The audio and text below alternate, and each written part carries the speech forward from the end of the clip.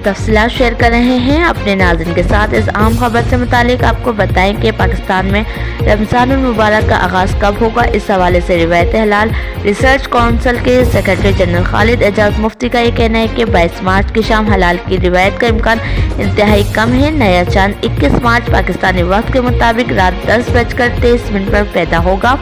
29 शबान की शाम ग़ुरूब आफ्ताब के वक्त चांद की उम्र जो कम अज़ कम 19 घंटों से ज़ायद होगी। ताहम दीगर मौसमी कैफियत के बाइस पाकिस्तान में 22 मार्च की शाम हलाल की रिवायत को आँख से बआसानी देखना मुमकिन नहीं होगा।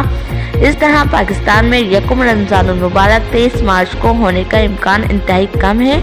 उन्होंने मज़ीद कहा है कि अगर किसी इलाके में मरहला इंतहाई शफाफ हुआ तो वहाँ हलाल की रिवायत का इम्कान रद्द नहीं किया जा सकता। अलबत्ता पहला रोज़ा 24 मार्च को होने का कभी इम्कान है। और अगर आप चैनल पर पहली बार आए हैं तो हमारे चैनल को सब्सक्राइब कर लें और वीडियो को लाइक और शेयर भी करें।